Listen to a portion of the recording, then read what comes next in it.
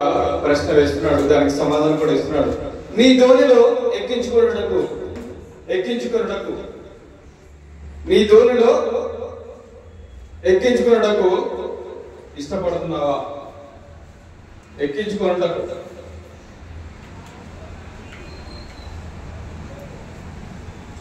ఇప్పుడు చదవబడినటువంటి వాక్యాన్ని మనం మరొకసారి చదువుదాం. కనుక ఆయనను ధోని మీద ఎక్కించుకున్నటకు వారు ఇష్టపడి వెంటనే ఆ ధోని వారు వెళుచున్న ప్రదేశములకు చేరెను. ఎక్కడికి వెళ్ళిందంట? వారు వెళ్ళాల్సినటువంటి ప్రదేశం ఎక్కడికి వెళ్ళాలి? అక్కడ చెప్పబడింది కఫర్నాము లేదా బెత్సైదా. ఆ పరిసర ప్రాంతానికి వాళ్ళు వెళ్ళవలసినది వెళ్ళారు. ఇక్కడ దేవుడు ఈరోజు మనల్ని అడుగుతున్నాడు ఏంటంటే, నీ ధోని మీద ఎక్కించుకున్నటకు ఇష్టపడుతున్నావా? అసలు ఏంటి ఈ ధోని? ధోని అంటే ఏంటి? పరిశుద్ధ గ్రంథంలో గమనిస్తే ఈ ధోనికి చాలా అంటే చాలా ప్రాముఖ్యత ఉంది. ఈ ధోనికి చాలా అంటే చాలా ప్రాముఖ్యత ఉంది. మీరు ఎక్కడ అవసరం గ్రంథం మొత్తం తిరగాల్సిన పని లేదు. ఈ ధోని గురించి 4 సువార్తలు పరిశీలన చేయండి. ధోని వచ్చిన ప్రతి చోట అక్కడ నోట్ చేసుకోండి. దాని యొక్క ప్రాధాన్యత తెలుస్తా ఉంది. ప్రేమటువంటి దేవుని వారు, అసలు ఏంటి ఈ ధోని అంటే? ఏంటి ధోని? ఆ ధోని అంటే ఏంటి? ఏంటి ధోని అంటే? పడవ, అంతేనా? అంతే కదా. ధోని అంటే ఏంటి? పడవ. ఇక్కడ గమనించినట్లయితే ప్రేమటువంటి దేవుని వారు, ఈ ధోని అంటే మన యొక్క హృదయం. ఇప్పుడు చదువుతున్నాం, నీ హృదయంలో ఎక్కించుకున్నట్టు ఎవరిని? ఆయనను. సరిపోట్లేదని షార్ట్కట్లో రాడు. ఎవరిని? యేసు ప్రభువుని ఎక్కించుకున్నటకు నీవు ఇష్టపడుతున్నావా?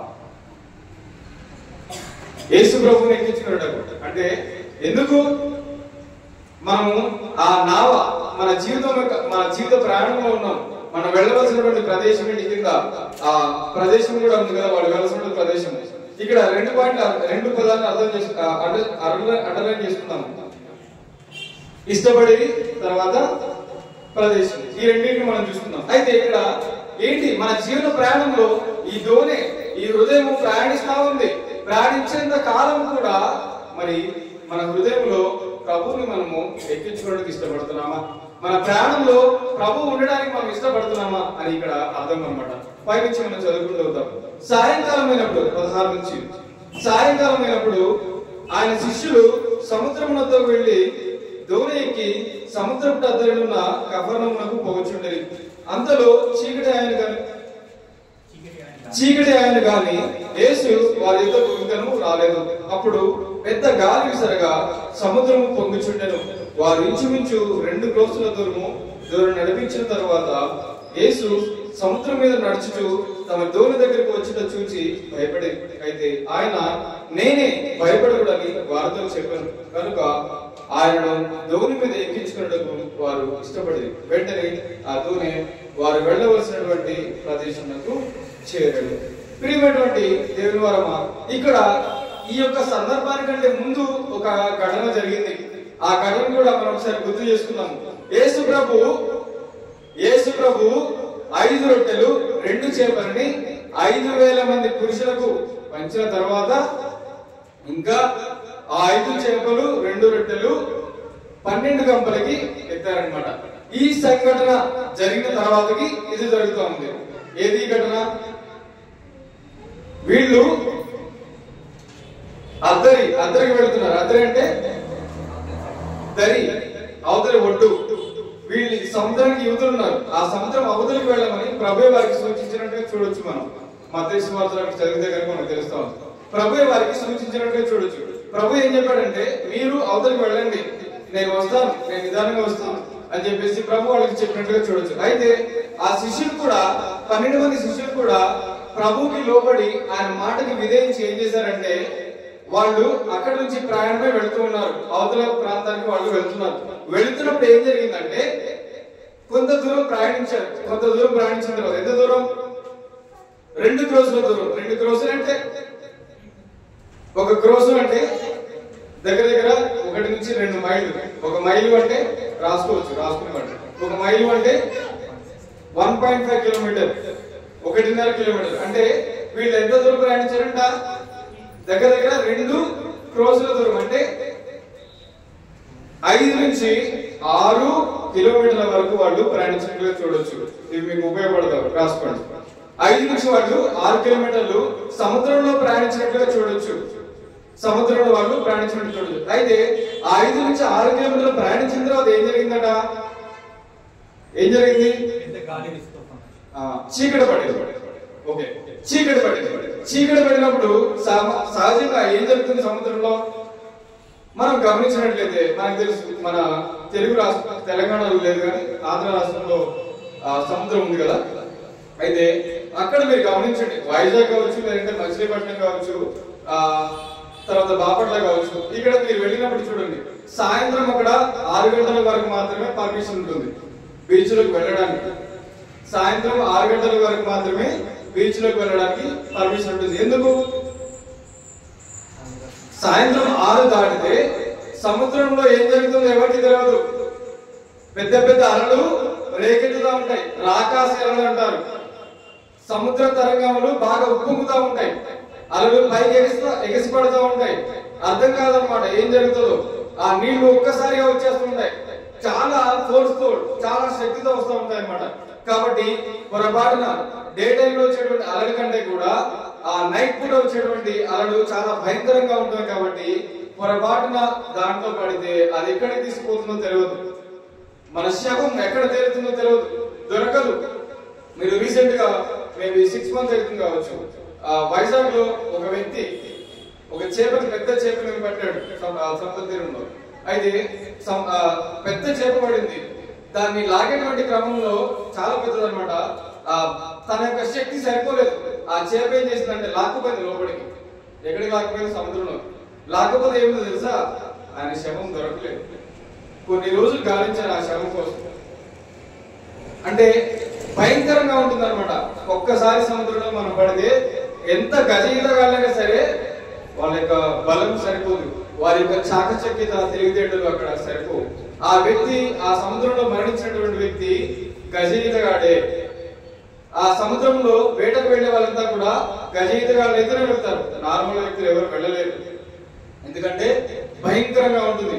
అవి చాలా శక్తివంతంగా ఉంటాయి అన్నమాట. అలలు కావచ్చు, తర్వాత సముద్రంలో సుడిగుండాలు వస్తూ ఉంటాయి అన్నమాట. ఈ వీటిలో చిక్కుపోతే ఇక శవం ఎక్కడ దొరుకుతుందో అసలు దొరకదో కూడా తెలియదు.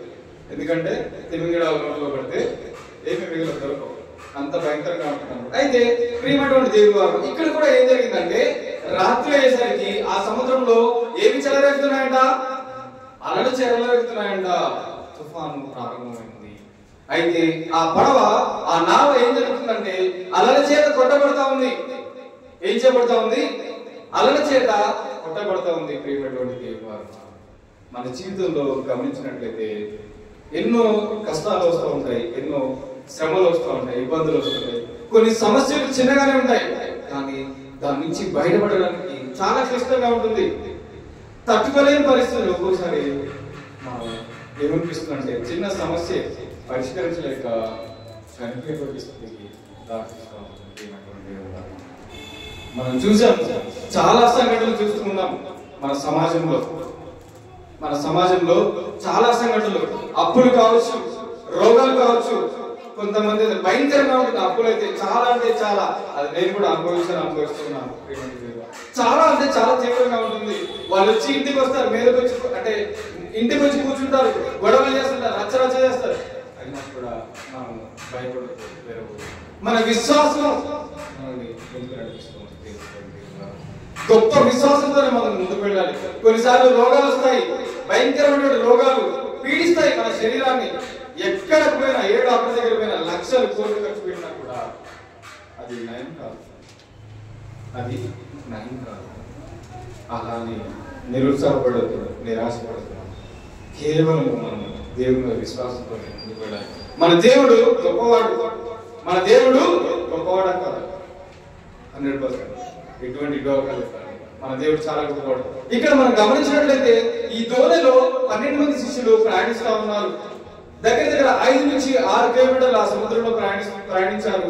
అప్పటికే చీకటి పడింది. చీకటి పడిన తర్వాత సముద్రము తన యొక్క సహజత్వాన్ని ఏంటి, సముద్రం యొక్క సహజత్వం ఏంటి, తన యొక్క న్యాచురాలిటీని చూపిస్తా ఉంది. అక్కడ తన యొక్క సహజ బుద్ధిని చూపిస్తా ఉంది సముద్రము. ఏంటంటే అక్కడ అలలు రేకెత్తుతా ఉన్నాయి, భయంకరమైనటువంటి అలలు ఆ పడవని కొడతా ఉన్నాయి. ఎట్లా ఉందంటే పడవ తలకిందులటువంటి పరిస్థితి, భయపడుతున్నారు. ఆ దాంట్లో ఒక గొప్ప నాయకుడు కూడా ఉన్నాడు. ఎవరు? పేతురు కూడా ఉన్నాడు దాంట్లో. ఆ 12 మంది శిష్యుల్లో అపోస్తలుల్లో గొప్ప నాయకుడు ఎవరంటే పేతురు. పేతురు చాలా గొప్ప నాయకుడు. మరి గొప్ప నాయకుడుగా ఉన్నాడు. ఆ నాయకుడు సైతం ఇక్కడ వణుకుతున్నాడు, భయపడుతున్నాడు. ఎక్కడ పడవ మునిగిపోతుందేమో అని. తుఫాను చెలరేగింది, పడవ కష్టంగా ఉందట, ముందుకు పోటు లేదు, చాలా అంటే చాలా కష్టంగా ఉంది. మరి ఆ సమయంలో ఏం జరిగింది అంటే ప్రభు చూశాడు. మార్కు సువార్త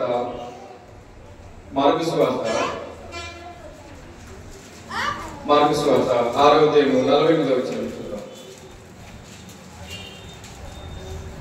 మార్కు సువార్త 6వ అధ్యాయం 48వ వచనం తీసుకువచ్చారు. అప్పుడు గాలి ఎదురైనందున దోణి నడిపించుటలో వారు మిక్కిలి కష్టపడుచుండగా ఎవరు చూచారంట?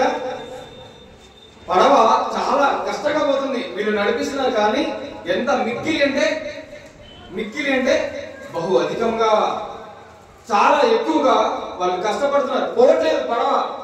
ఎంత కష్టంగా ఉందంటే అంత కష్టంగా ఉంది. ఆ కష్టపడుతున్నప్పుడు ఎవరు చూశారంట? యేసు ప్రభు చూశాడంట. వాస్తవంగా ప్రభు ఎక్కడున్నాడు? అక్కడ లేడు. ప్రభు ఆ నావలో, ఈ దోణిలో ప్రభు లేడు. ఆయన వేరే చోట ఉన్నాడు. సముద్రం యువతలో ఉన్నాడు, స్టార్టింగ్ లోనే ఉన్నాడు. ఆయన ప్రార్థనలో ఉన్నాడు వాస్తవంగా. అయితే ఏం జరుగుతుందంట? తన యొక్క శిష్యులు, తన యొక్క ప్రియమైనటువంటి శిష్యులు, ఏర్పరచబడిన వారు ఏం చేయబడుతున్నారంట? అక్కడ కదిలించబడుతున్నారు, పెకిలింప చేయబడుతున్నారు. ఏం చేయబడుతున్నారు? వాళ్ళెవరు? ఏర్పరచబడిన వారే. ఆ 12 మంది వాళ్ళు అక్కడ ఇబ్బంది పడుతున్నారు. ఆ పడవని ముందుకు పోనీలేకపోతున్నారు. చనిపోయేటువంటి స్థితి. తలకిందులైతే ఏంటి పరిస్థితి? పడవ తలకిందులైతే అందరు సముద్రంలో పడిపోతారు, చనిపోతారు. మరి ఆ స్థితిలో ఎవరు చూశారంట? యేసు ప్రభు వారు చూశారంట. యేసు ప్రభు వారు తన యొక్క శిష్యులు కష్టపడుతుంటే చూసి, అంటే ఆయన యొక్క మనసు ఏమంటారు, తట్టుకోలేకపోయింది. బాధతో తట్టుకోలేక ఏం చేశాడు? ఆయన ఆ సముద్రం మీద నడుచుకుంటూ వస్తున్నాడు. అయితే శిష్యులు ఏం చేశారు? ఆయన మేలు చేయడానికి వస్తున్నారు, కానీ శిష్యులు ఏం చేశారు? భయపడ్డారు. ఎందుకంటే అప్పటి వరకు ఒక వ్యక్తి నీళ్ల మీద నడిచి వచ్చడం అనేది ఎప్పుడు కూడా వాళ్ళు చూడలేదు. అది భూతం అనుకుని వాళ్ళు ఏం చేశారంటే, అమ్మో భూతం, అయ్యో భూతం అని చెప్పేసి వాళ్ళు భయపడినట్టుగా చూడదు. అయితే ప్రభు ఇస్తున్నాడు, నేనే, భయపడుకుడి అని వారికి అభయహస్తాన్ని ఇస్తున్నాడు. ప్రభు వారికి అభయహస్తాన్ని ఇస్తున్నాడు. మన జీవితంలో చూస్తే భయంకరమైనటువంటి సోదరులు ఇప్పటికి ఇక్కడ ఉన్న వాళ్ళు అనేక మంది ఆ చిక్కుముడులలో ఇరుక్కుపోయి ఉన్న వారు ఉన్నారు. బయటికి రాలేని స్థితిలో ఉన్నారు. నేను కూడా. కానీ కేవలము దేవుడు మాత్రమే ఆ చిక్కుముడు నుంచి మనల్ని బయటికి లాగలుగుతాడు, తీయగలుగుతాడు. ఆయనకి అది చాలా సులువు, చాలా అంటే చాలా సులువు. ప్రభు ఇక్కడ మనం కష్టపడుతుంటే చూడలేకపోతున్నాడు. చూడలేక ఏం చేస్తున్నాడు అంటే, ఏమంటున్నాడు? ఆయన నీళ్ల మీద నడుచుకుంటూ వస్తున్నాడు. నేనే, భయపడకండి అని తన యొక్క శిష్యునికి అభయస్థానం ఇస్తున్నట్టుగా చూడొచ్చు. అయితే పేతురు అంటున్నాడు, ఏమంటున్నాడు? ప్రభువా, నువ్వే అయితే ఖచ్చితంగా నన్ను కూడా ఏం చేయమంటున్నాడు? నీళ్ళలో నడిచిరాడానికి సెలవు చేయాడు. అయితే మరి ప్రభు ఏమన్నాడు? కానీ రా వచ్చే అన్నాడు. అయితే పేతురు ఏం చేశాడు? నీళ్ళ మీద నడవడం ప్రారంభించాడు. కొద్దిసేపు బాగానే నడిచాడు. తర్వాత ఏం జరిగింది? అటు ఇటు చూశాడు, మునిగిపోసాగాడు. మనం కూడా ప్రియమైనటువంటి దేవుని వారు విశ్వాసంలో ఉంటాము. ఎంత కష్టం వచ్చినా కూడా ఒక్కొక్కసారి ప్రాణం పోతా ఉంటుంది, అయినా కూడా విశ్వాసంతో ఉంటాము. కానీ కొద్దిసేపటికి, అది 5 నిమిషాలు, మళ్ళీ కొద్దిసేపటికి అమ్మో బ్రతుకుతాం లేదు, అమ్మో బ్రతుకుతాం లేదు, వాడు వచ్చి నన్ను చంపేస్తాడు, అప్లోడ్ కావచ్చు. ఎవరు పీడించే వాళ్ళు వాళ్ళకి ఎక్కువగా, అందుకే ఆ పదం వాడుతున్నాం. వాళ్ళు వచ్చి చంపేస్తారు, వాళ్ళకి 5,000 కట్టాలి, కట్టకపోతే వాళ్ళు వచ్చి నన్ను ఎట్టి పరిస్థితులు చంపేస్తాడు. ఒకవైపు విశ్వాసం, నా దేవుడు ఖచ్చితంగా ఏదో సహాయం చేస్తాడు, నాకు ఏదో ఒక పని కల్పిస్తాడు. 5,000 కావాలి, కనీసం 2-3 సమకూరుస్తాడు. వారికి 2-3 ఇచ్చినా కూడా ఆగుతాడు కదా, ఇంకొక 2-3 రోజులు ఆగుతాడు కదా, ఒక వారం టైం ఇస్తాడు కదా. ఈ విశ్వాసం ఒకవైపు వెంటాడుతూనే ఉంటుంది. మరొక వైపు సాతాను వాడు ఎలా ఉన్నాడంట, గర్జించు సింహం వలె వాడు ఏం చేస్తున్నాడంటే మనల్ని భయపడతా ఉన్నాడు. ఏం చేయడానికి దేవుడు ఒక్కదే ఈరోజు నీకు పని కలగదు అని చెప్పేసి వాడు వైపు టెంప్టేషన్స్ లోన్ చేస్తా ఉన్నాడు. ఏమంటే మనం ఈ విధంగా ఉంటుంది. ప్రభు అందుకే అంటున్నాడు పేతుని అల్ప విశ్వాసి అని సంబోధిస్తున్నాడు. ఈరోజు నీవు నేను అల్ప విశ్వాసంగా ఆలోచించాను. ఈరోజు నీవు నేను ఎలా ఉన్నాను? ఒక విశ్వాసంలో ఉంటున్నామా, లేకపోతే రెండు వైపులా ఉంటున్నామా? రెండు వైపులా ఉంటున్నామా? ఆలోచించాలి. ఒక విశ్వాసం ఉన్నదా, లేకపోతే రెండో వైపు కూడా అడుగుతాడు. ఇక్కడ ప్రభు అయితే చూసి ఊరుకోలేదు. తన శిష్యులు అక్కడ ఇబ్బంది పడతా ఉంటే, వాళ్ళు ప్రాణాలు పోతున్నటువంటి స్థితిలో ఉంటే అక్కడ ప్రభు అయితే ఊరుకోలేదు. ఆయన ఏకంగా నీళ్ళ మీద నడుచుకుంటూ వాళ్ళకి ఎదురుగా వచ్చినట్టుగా చూడొచ్చు, వారిని కాపాడడం కోసం. ఎవరైనా ఈ భూమి మీద నీళ్ళ మీద నడిచారా? ఒక ఉదాహరణ, మనం రెస్క్యూ జాకెట్ ఉంటుంది కదా, రెస్క్యూ జాకెట్ వేసుకుని సముద్రంలో ప్రయాణించగలుగుతాము. మా అంటే 1 కిలోమీటర్ 2 కిలోమీటర్ తర్వాత మన స్టామినా వెళ్ళిపోతుంది. అవునా కాదు? మన వల్ల కాదు. కొన్ని నీళ్ళలో నడుచుకొని అది పెట్టుకుని నడుచుకొని ప్రయత్నం చేద్దాం. ముందు వెళ్ళగలుగుతామా? రెస్క్యూ జాకెట్ పెట్టుకుని నడుచుకుంటూ పోగలుగుతామా? ఈత కొట్టుకుంటూ అంటే ఓకే, ఈత కొట్టుకుంటూ నడవగలుగుతామా? 1 అడుగు వేస్తాం, 2 అడుగులు వేస్తాం, 3 అడుగు వేయగానే నీళ్లు ఆ చెరువు నేర్చుకుని పోతాయి. అవునా కాదా? కాబట్టి ఎవరికి సాధ్యం కాదు.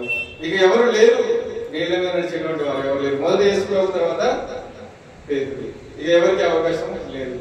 ఒకవేళ వస్తే మనం పట్టించుకోవచ్చు కూడా. ప్రియమైనటువంటి దేవుని వారు అయితే ఇక్కడ ప్రభు వారిని ఇక్కడ ఆపద నుంచి కాపాడడానికి మనం చూడొచ్చు. వాళ్ళు భయపడ్డారు, అయినా కూడా మరి ఆయన కాపాడినట్టు చూడొచ్చు. అల్ప విశ్వాసంలోకి నెట్టబడ్డారు. ఆయన నీళ్ళలో నడుచుకుంటూ వస్తున్నప్పుడు కూడా వారు విశ్వసించలేదు. ప్రభు అనేటువంటి వారికి ధ్యాస లేదు, గ్రహింపు లేదు. ఇదంతా ఎందుకై ఉండొచ్చు అంటే వారి యొక్క హృదయాలు కఠినం చేయబడ్డాయంట. మార్కు సువార్త 6:52 చూస్తే వారి యొక్క హృదయాలు కఠినం చేయబడ్డాయంట. కాఠిన్యం లాయను అని ఇక్కడ చెప్పబడింది.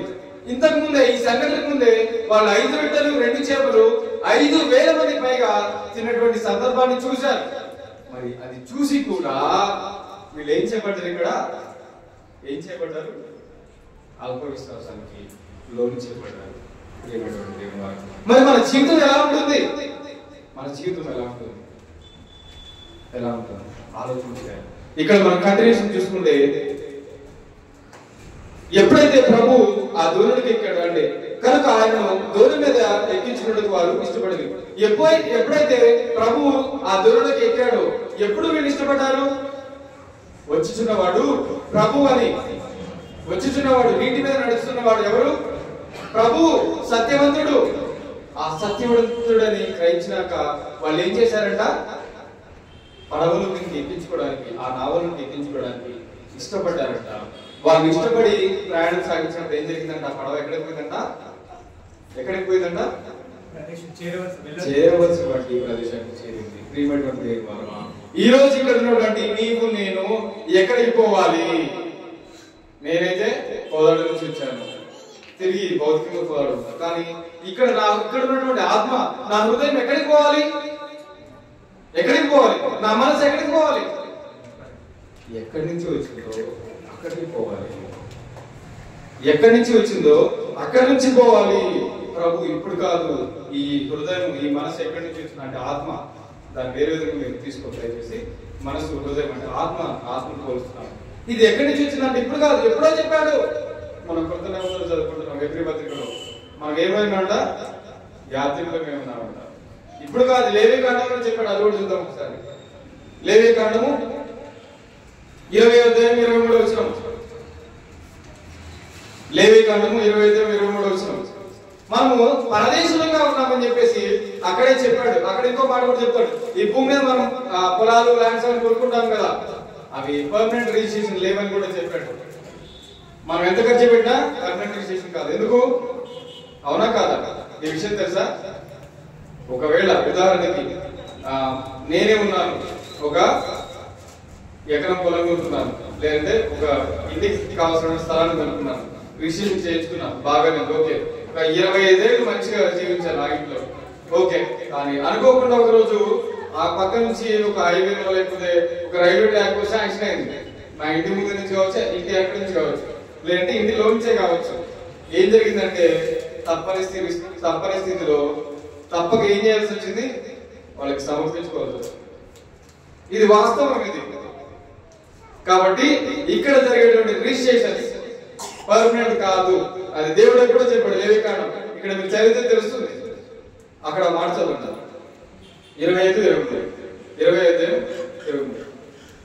లేవికాండం 25-23.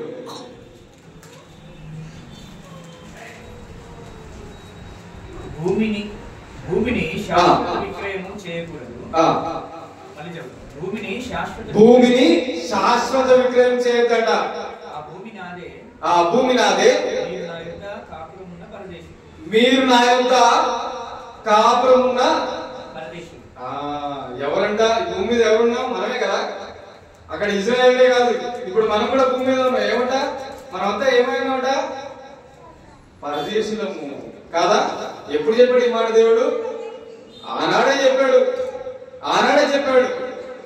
కాబట్టి ప్రియమైనటువంటి దేవుడు వారు చాలా జాగ్రత్తగా మనం జీవించాలి. మనం ఎక్కడికి పోవాలి? మన ఆయాసం, తర్వాత మన ప్రయాస, మన కష్టం ఏమై ఉండాలి అంటే మన స్వదేశానికి పోయే వారిగా ఉండాలి. మన కష్టం అంతా కూడా దానికి రిలేటెడ్ గా ఉండాలి. ఇక్కడ ఇల్లు కొనుక్కోవాలి, ఇల్లు కట్టుకోవాలని భయంకరమైనటువంటి 24 గంటలు పని చేసుకుంటూ జీవించడం వల్ల ఉపయోగం లేదు. ఎందుకంటే అది శాశ్వతం కాదు. నువ్వు అకార్డింగ్ టు గవర్నమెంట్ నామ్స్ చేసిన ఎంత పర్ఫెక్ట్ చేసినా కూడా అది ఇక్కడ కాదు. ఎందుకంటే ఒకనాడు భూమి ఏం చేయబడుతుంది? లైవ్ అయిపోతుంది. కాబట్టి ప్రియమైనటువంటి దేవుడు మనము ఆ దృష్టిలో ఉండదు. మన ప్రయాస మన దేశానికి వెళ్ళాలి. ఇక్కడ పరలోకమైనటువంటి మన దేశానికి, మన ప్రదేశానికి వెళ్ళేవారుగా ఉండాలి. ఇక్కడ మన సంఘటనలో చూస్తే ఇక్కడ శిష్యులు ప్రభుని ఎప్పుడైతే తమ యొక్క నావులకు ఎక్కించుకున్నారో అప్పుడు వాళ్ళు ఎక్కడికి వెళ్ళారంట? తాము చేరవలసినటువంటి ప్రదేశానికి వెళ్ళారు. అదే విధంగా ఈనాడు ఇక్కడ ఉన్నటువంటి ఈ మాటలు చెవిన పడుతున్నటువంటి మనమందరం కూడా మన హృదయంలో ఈ ధోరణి మన హృదయంలో, మన మనసులోనికి యేసు ప్రభుని ఎక్కించుకోవడానికి, మన ప్రాణం మొత్తం కూడా యేసు ప్రభుని మనతో కొనసాగింపు చేసుకోవడానికి మనం ఇష్టపడినట్లయితే మనం ఎక్కడికి వెళ్తామంట? ఎక్కడికి వెళ్తాము? పరలోకానికి వెళ్తాము. మరి ఏం చేయాలి? ప్రభు మన హృదయంలోకి రావాలంటే ఏం చేయాలి? మనము మారు మనసు పొంది బాప్టిజం తీసుకోవాలి. క్రమం తప్పకుండా ప్రతి ఆదివారం కూడా యేసు ప్రభు యొక్క శరీర వర్గాన్ని మనం స్వీకరించాలి. పాప పరిహారాలుగా ఇది చేయాలి. ఈ విధంగా వాక్యానుసారంగా మనం జీవించినట్లయితే పరలోకానికి వెళ్తాము. అయితే ఒక మాట, మరి ఈ విధంగా చేసినటువంటి క్రమంలో మనం ఎక్కడికి వస్తున్నాము? సంఘంలోనికి వస్తున్నాము. సంఘంలో క్రైస్తవులుగా మనము తీర్చబడుతున్నాము, క్రైస్తవులుగా మనము జీవించబడుతున్నాము. మరి క్రైస్తవులుగా అంటే జీవించబడుతున్నాము. యేసు ప్రభు మన హృదయంలోకి రాగానే సంతోషమా, ఆనందంగా, ఉత్సాహంగా గంతులు వేస్తుందా? మన జీవితం వేస్తుందంటారా? వేస్తుందా? నిజమేనైతే నిజమే. సరే, అది కూడా చూద్దాము. అది కూడా స్పష్టంగా చూద్దాము. మార్కు సువార్త 4వ అధ్యాయము 36 నుంచి 39 వరకు చూస్తున్నాం. మార్కు సువార్త 4వ అధ్యాయము 36 నుంచి 39 వరకు చూస్తున్నాం.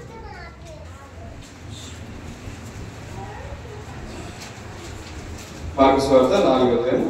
ఆ దినమే సాయంకాలమైనప్పుడు ఆయన అద్దరికి పోదుమని వారితో చెప్పగా వారు జనులను పంపివేసి ఆయన ఉన్న పాటన చిన్న దోణిలో తీసుకుని పోయి ఆయన వెంబడి మరికొన్ని దోణిలు వచ్చారు. అప్పుడు పెద్ద తుఫాను లేగి ఆయన ఉన్న దోణి మీద అలలు కొట్టినందున దోణి నిండిపోయేను. ఆయన దోణి అమరమున తలగడ మీద తలవాల్చుకొని నిద్రించుచుండెను. వారు ఆయనను లేపి, బోధకుడా, మేము నశించిపోవచ్చున్నాము, నీకు చింత లేదా అని ఆయనతో అనేది. అందుకు ఆయన లేచి గాలిని గద్దించి నిశ్శబ్దమై ఊరకుండుమని సముద్రంతో చెప్పగా గాలి అణిగి మిక్కిలి నిమ్మలమాయెను. ప్రియమైనటువంటి దేవుని వారమా, ఇక్కడ మనం ఇప్పటి వరకు ఏం నేర్చుకున్నాము?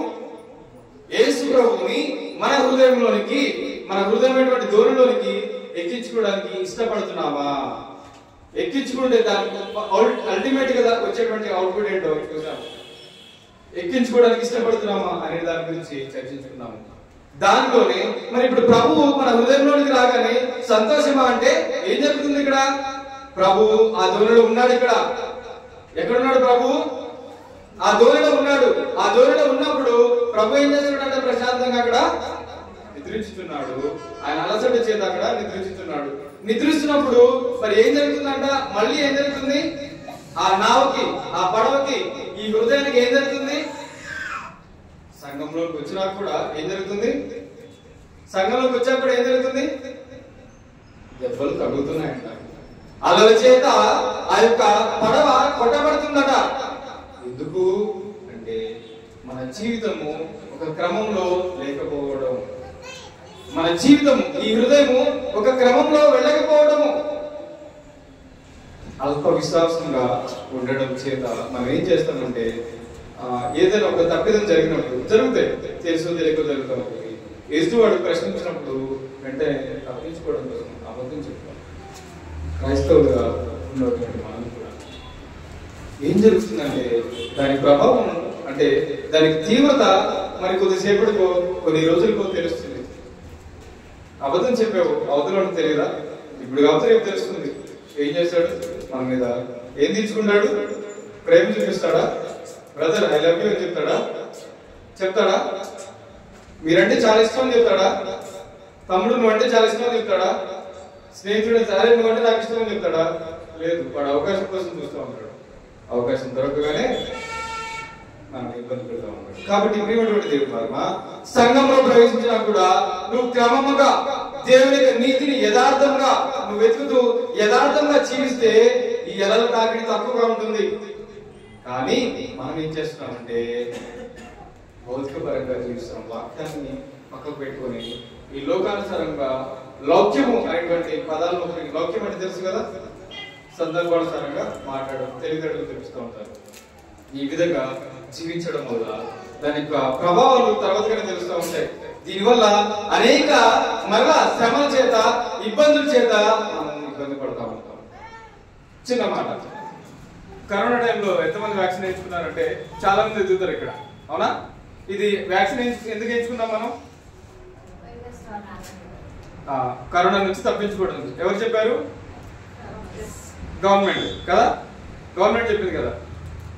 ఇది మంచి కోసమే, కానీ వేయించుకున్న వారి పరిస్థితి ఏంటి? దాని ప్రభావం వల్ల మీరు గూగుల్లో సెర్చ్ చేసినా దొరుకుతాయి. చాలా మంది చనిపోయిన వారు ఉన్నారు, స్ట్రగుల్ అవుతున్న వాళ్ళు, రకరకాల సైడ్ ఎఫెక్ట్స్ తోటి స్ట్రగుల్ అవుతున్న వాళ్ళు చాలా మంది ఉన్నారు. వ్యాక్సిన్ ప్రభావం అది మంచిదే కదా.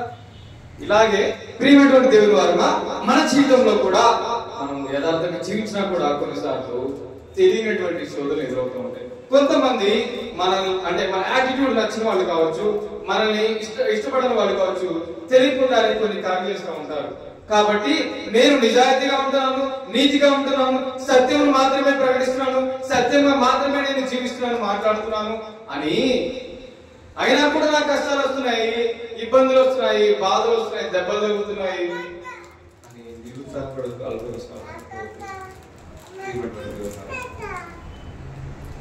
ఏదో రకంగా వస్తూనే ఉంటుంది. ఎందుకంటే ఈ జీవితం అలాంటిది. మనం ఎక్కడున్నామంటే ఒక మహాసముద్రంలో ప్రయాణిస్తున్నాము. ఈ హృదయము, ఈ పడవ ఎక్కడ ప్రయాణిస్తుందంటే ఒక మహాసముద్రంలో, పాపమైనటువంటి మహాసముద్రం, ఈ లోకమైనటువంటి పాపమైనటువంటి మహాసముద్రంలో ప్రయాణిస్తుంది. కాబట్టి తగులుతూ ఉండే తప్పదు. ఇక్కడ ప్రభు మన హృదయంలో ఉన్నప్పుడు, అంటే హృదయంలో ఉన్నా కూడా సమస్యలు వస్తూనే ఉన్నాయి. కొన్నిసార్లు ఇక్కడ ఏం జరుగుతుందంటే వాళ్ళు కూడా అలసిపోయారు పాపం. ఎవరు? శిష్యులు. భయాన్ని. ఎందుకు? ఆ పడవలకు నీళ్లు చేరాయంట. చదివాం కదా, పడవలకు నీళ్లు వచ్చాయంట. నీళ్లు వచ్చాక ఏం జరుగుతుంది? పడవ మునిగిపోతుంది.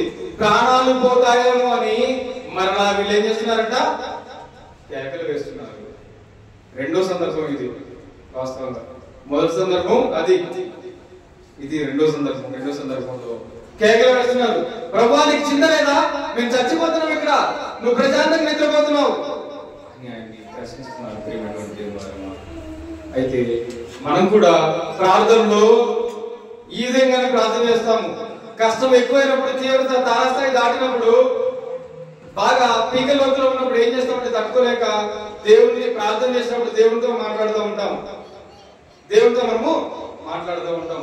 ఎందుకు వచ్చింది? ఏంటి పరీక్ష? నాకు నేనేం చేశాను? ఏం పాపం చేశాను నేను అని రకరకాలుగా దేవుని మనము శోధించేటువంటి ప్రయత్నం చేస్తుంటాం. ప్రేమటువంటి దేవుడు మనం. కానీ ప్రభు ఒకటే చెప్తున్నాడు. ఏమంటున్నాడు అక్కడ? ఆయన లేచాడు ప్రశాంతంగా. ఏమంటున్నాడు? ఆ ప్రకృతిని గద్దించాడు. గద్దించుకొని ఏం జరిగిందంట? అంటే ప్రశాంతత వచ్చింది. ప్రియమైనటువంటి దేవుడు మనం ఇంతకుముందు సందర్భంలో చూసాం. ప్రభుకి ఇష్టం లేదు మనం కష్టపడి ఇబ్బంది పడటం, ఒక సమస్యలో మునిగి చనిపోవడం మనకి ఇష్టం లేదు. ఆయన చూస్తూ ఊరుకోడు. ఖచ్చితంగా మనల్ని అక్కడి నుంచి లేవనెత్తి బయటికి లాగుతాడు. ఎంత ప్రమాదమైనా సరే, కాళ్ళు విరిగిపోయినా సరే, చేతులు విరిగిపోయినా సరే, పనికిరాని స్థితిలో ఉన్నా సరే దేవుడు ఖచ్చితంగా మనల్ని బయటికి లాగుతాడు. గొప్ప విశ్వాసంతోనే మనం ముందుకు వెళ్ళాలి. ఇక్కడ ప్రభు వాళ్ళు ఆ మాట అన్నారు, చింత లేదు. ఆయన్ని నెగిటివ్ గా మాట్లాడారు అక్కడ. అయినా కూడా ప్రభు వెంటనే ఏమనలేదు. ఆ స్థితిని నిమ్మడం చేశాడు. అవునా కాదా? ఆ స్థితిని, ఆ యొక్క సముద్రపు అలలని, తర్వాత ఆ చలరేగినటువంటి తుఫారుని ఆయన గద్దించాక నెమ్మదైపోయింది. అక్కడ ప్రశాంతమైపోయింది. ప్రియమైనటువంటి కొన్నిసార్లు తొందరపడి మనము ఆ విధంగా మన యొక్క బిహేవియర్, మన ప్రవర్తన ఆ విధంగా ఉన్నా కూడా అని దేవుడు మన విషయంలో తొందరపడే అవకాశం ఇస్తాడు. అయినా కూడా ఆయన నెమ్మదిని కలుగజేస్తాడు. కలుగజేసి మరలా అవకాశం ఇస్తాడు. మనం ఏం చేయాలి? ఏం చేయాలి? ఆయన పట్టుకుని మనము ముందుకు వెళ్ళాలి. ఆ తర్వాత ఏం జరిగింది? ప్రభు మళ్ళా వాళ్ళని గద్దించాడు. అల్ప విశ్వాసులుగా మీరు ఎందుకు ఉంటున్నారు? ఇన్ని సూచక్రియలు చూశారు కదా, ఇప్పటివరకు ఎన్నో సూచక్రియలు. మరి మన జీవితంలో చూడలేదా? ఇప్పుడు మన జీవితంలో ఇప్పటివరకు ఏం చూడలేదా? ఎన్నో చూసాము. మనకు తెలియకుండానే దేవుడు ఎన్నో మేలు చేశాడు మన జీవితంలో. మనుషులకు సాధ్యం కానటువంటి క్రియలు ఎన్నో చేశాడు. నేనైతే రుచి చూశాను, ఎన్నో చూశాను. నేను మనుషులకు సాధ్యం కాకుండా నేను చూశాను. నా జీవితం నేను అనుభవించాను. నేను కూడా ఒకనొకనాడు కృంగే స్థితిలో వెళ్ళాను. ఏంటి నా జీవితం? నాకు మరణమే పరిష్కారమా అనేటువంటి స్థితిలోకి నేను కూడా వెళ్ళాను. కానీ ఆ స్థితిలో కూడా దేవుని విడిచిపెట్టలేదు. దేవా నీవే నాకు దిక్కు, నాకు నువ్వు తప్ప ఎవరు లేరు, నువ్వే నాకు దిక్కు. ఎవరు ఈ సమస్య నుంచి నన్ను విడిపించగలరు? నేను తప్పు చేశాను, కానీ అయ్యా నీ నామానికి అవమానం కలిగించొద్దు, నా వల్ల నీకు అవమానం కలగద్దు. ఎందుకంటే క్రైస్తవుడుగా జీవిస్తున్నాను, క్రైస్తవుడు నిద్రపడుతున్నాను. ఈ పాపం దానికి వచ్చేటువంటి దాని వల్ల నీ నామానికి అవమానం కలిగించొద్దు, నన్ను క్షమించు, ఈ పరిస్థితి నుంచి నన్ను బయటకు లాగు అనే స్థితిలోకి వచ్చినప్పుడే మనం దేవుడు లాగుతాం. నన్ను కూడా లాగాలి అనేక సమస్యలు. కాబట్టి మనము మొదట ఏం చూసాము? ధోరణిలోకి, హృదయమైనటువంటి ధోరణిలోకి ప్రభుని ఎక్కించుకోవడానికి ఇష్టపడ్డామా అని చెప్పేసి ప్రభు అడుగుతున్నాడు. మరి ఎక్కించుకున్నాక, ఇష్టపడి మనం ఆయన ఎక్కించుకున్నాము, మనం నావ చివరి వరకు మనం చేయాల్సినటువంటి పరలోకం ఏదైతే ఉందో అక్కడి వరకు మరి ఆయనతో మనము ప్రయాణిస్తున్నప్పుడు ఏం జరుగుతున్నాయంట? అయినా కూడా సమస్యలు వస్తున్నాయి. అలల లాంటివి, తర్వాత తుఫాను లాంటి, సుడి గుండాల వంటి, సుడి గాలుల వంటివి ఎన్నో మన యొక్క హృదయమైనటువంటి నావని కొడుతూనే ఉన్నాయి, తల క్రిందులు చేస్తూనే ఉన్నాయి. అయినా కూడా మనము భయపడద్దు. ప్రభు చెప్తున్నాడు, భయపడద్దు, నేనున్నాను మీకు అని ఆయన మనకి అవకాశం. మనం భయపడద్దు. మరి భయపడకుండా మనం కొనసాగాలంటే ఏం చేయాలి? ఒక మాట తీసుకుని మనము ముగించుకున్నాం ప్రియమైనటువంటి వారు. అదే మార్కు సువార్త 4వ అధ్యాయం 1-2 వచనాలు. అదే మార్కు సువార్త 4వ అధ్యాయం 1-2 వచనాలు. ఆయన సముద్ర తీరమున మరలా బోధింపనారంభింపగా బహుజనులందరూ ఆయనతో కూడి వచ్చి ఉన్నందున ఆయన సముద్రంలో ఒక దోణి ఎక్కి కూర్చుండెను. చాలు. ఇక్కడ ఏంటి మనం స్టార్టింగ్ ఏం చదువుకున్నాం? ఆయన మరలా బోధింపగా ఆయన మరలా ప్రియమైనటువంటి దేవుడు, ఇది అండర్లైన్ చేసుకోవాలి. ఈ హృదయమైనటువంటి దోణి మీద ఆయన ఎక్కి కూర్చున్నాడు ప్రభు. అక్కడ ఎందుకు కూర్చున్నాడు? ఆయన మరలా బోధింపనారంభింపగా అంటే గుర్తుపెట్టుకోవాలి, ఎప్పటికీ మరణాంతం వరకు కూడా ప్రభు యొక్క వాక్యము అనుక్షణము ఈ హృదయమైనటువంటి నామ మీద అలా ఆడుతూనే ఉండాలి, అంటే నెమరు వేసుకుంటూనే ఉండాలి. ఆయన మరలా బోధింపనారంభింపగా అంటే మళ్ళీ మనము యేసు ప్రభు యొక్క వాక్యము, ఆయన ఏమైనాడు? వాక్యమే ఉన్నాడు. యోహాను సువార్త 1:3 మనకు చెప్పబడింది, దేవుడు వాక్యమే కదా. కాబట్టి ఆ వాక్యాన్ని మనం ఏం చేయాలంట? అనుక్షణం కూడా మళ్ళీ ఎందుకంటే శ్రమలు వస్తున్నాయి, కష్టాలు వస్తున్నాయి, మనం ఏం చేయకపోయినా కూడా అంటుకుంటాయి, ఏమి చేయకపోయినా కూడా అంటుకుంటాయి. ఒక సహోదరుడు రీసెంట్ గా చెప్పారు, తెలిసిన సహోదరుడు, వాళ్ళు ఎవరి జోలికి పోలేదు, వాళ్ళ కుమారుడు ఉన్నాడు. కుమారుడి మీదకి ఒక నింద వచ్చింది, వ్యభిచారం చేశాడు. వాస్తవంగా చేయలేదు, వాళ్ళు డీసెంట్ గా ఉంటారు, అయినా కూడా ఒక నింద వచ్చింది. మరి ఏంటి పరిస్థితి? వాళ్ళు నీతిగా యథార్థంగా జీవిస్తున్నారు. ఇటువంటి పరిస్థితులు మన జీవితంలో కూడా తారసపడతాయి. ఇంకొక ఉదాహరణ, ఈ లేటెస్ట్ ట్రెండ్ ఏంటంటే, మనము లోన్స్ తీసుకోకపోయినా కూడా మనకి మెసేజ్ వస్తాయి, కాల్స్ వస్తాయి, డబ్బులు కట్టాలని చెప్పేసి. ఇది అలర్ట్ గా ఉన్నట్టు చాలా అవసరం లేదు. ఎందుకంటే మన నంబర్ ని ఎక్కడో ట్రోల్ చేస్తాం సోషల్ మీడియాలో, దేని పర్పస్, మన బిజినెస్ పర్పస్ కావచ్చు, ప్యారెంట్ కావచ్చు, అట్లా మనం ట్రోల్ చేస్తాం. తెలియని వ్యక్తులు ఏం చేస్తారంటే ఆ నంబర్ తీసుకుంటారు, వాళ్ళు లోన్ తీసుకున్నప్పుడు కింద ఆల్టర్నేట్ నంబరు మన నంబర్ ఇస్తారు. ఇచ్చినప్పుడు ఏం జరుగుతుందంటే వాళ్ళు డబ్బులు కట్టకుండా వాళ్ళ పరిస్థితులు బట్టి వాళ్ళు కట్టలేని స్థితిలో ఉన్నప్పుడు ఈ బ్యాంక్ వాళ్ళు లేదా ఫైనాన్స్ ఇన్స్టిట్యూషన్ వాళ్ళు ఏం చేస్తారంటే మనకు కాల్ చేస్తారు, మనకు మెసేజ్ చేస్తారు, వాట్సాప్ మనల్ని హెరాస్ చేస్తున్నారు. యాక్చువల్గా మనం తీసుకున్నాం ఈ సందర్భంలో, నాకు కూడా వచ్చే మెసేజ్, కాల్స్ కూడా వచ్చాయి. రీసెంట్ కూడా ఒక తీసుకున్నాను, నాకు తెలిసిన ఒక వ్యక్తి తీసుకున్నాడు, ఆయన ఆల్టర్నేట్ నెంబర్ నాకు ఇచ్చాడు అనుకుంటా, బహుశా తెలుసు, బాగా తెలుసు అన్ని. మరి నాకు కాల్ వచ్చింది, అయితే నేను చెప్పాను రాంగ్ నెంబర్ చెప్పేసి చెప్పాను. మరి ఇవి జరుగుతున్నాయి కదా, ఈ విషయంలో నా తప్ప, నేను తీసుకున్నానా? ఇట్లా మీలో చాలా మంది ఇప్పటికి ఫేస్ చేసి ఉండొచ్చు. మరి ఇది మనం చేసింది కాదు కదా, మనం కరెక్ట్ గానే ఉన్నాం కదా ఇక్కడ. అంటే మనం గమనించాలి, వివేచనతోటి మనం జీవించాలి. పాము వలె ఎలా ఉండాలంటే మనము వివేకం కలిగి, ఆవరం వలె కల్మషం లేని వారు ఉండాలి. ఎందుకంటే తెలియకుండా కొన్ని పాపాలు మనకి అంటుకుంటా ఉంటాయి, అలర్ట్ గా ఉండాలంటారు ప్రియమైనటువంటి. ఇక్కడ ఏంటంటే అనుక్షణం కూడా మళ్ళీ ఏం చేయాలంట? యేసు ప్రభు యొక్క బోధని, యేసు క్రీస్తు యొక్క వాక్యాన్ని ఈ హృదయమైనటువంటి నా మీద నెమరు వేసుకోవాలి. అప్పుడు ఏం జరుగుతుంది? మరలా నెమ్మది కలుగుతుంది. తర్వాత ఆ పడవ ఎక్కడికి పోయింది?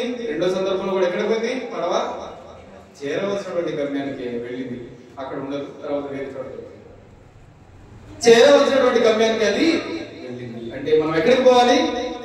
పరలోకానికి పోవాలి. మనం ఆ విధంగా వెళ్ళేవారుగా మనం జీవించాలి. జీవించినట్లయితే ఖచ్చితంగా మనందరం కూడా పరలోకానికి వెళ్తాం. ఎఫ్ఎస్సీ పత్రికలో ఒక మాట చెప్తాడు, దేవుడిచ్చేటువంటి సర్వాంగ కవచాన్ని మనం ధరించుకోవాలంట. అది ధరించుకొని మనము అనుక్షణం కూడా వాక్యానుసారంగా మనం జీవించినట్లయితే ఖచ్చితంగా నీవు, నేను, మరి ఈ మాటలు చేయబడుతున్న ప్రతి ఒక్కరు కూడా సంఘంలో ప్రవేశించినాక మరి ఈ విధి రీతిగా జీవించినట్లయితే పరలోకానికి పరలోకమైనటువంటి ప్రదేశము, మన స్వగ్రామం, మన సొంత దేశం ఏదైతే ఉందో అక్కడికి మనందరం కూడా వెళ్ళేవారుగా ఉంటాము. మరి ఈ మాటల ద్వారా మరి మనందరం కూడా హెచ్చరించబడ్డామని చెప్పేసి విశ్వసిస్తున్నాము. మరి ఈ అవకాశం ఇచ్చినటువంటి తండ్రి దేవునికి ప్రత్యేక కృతజ్ఞతలు. అందరికీ వందనాలు. స్థానిక సంఘానికి ప్రత్యేకించండి శుభములు కోదాడ క్రీస్తు సంఘం నుంచి.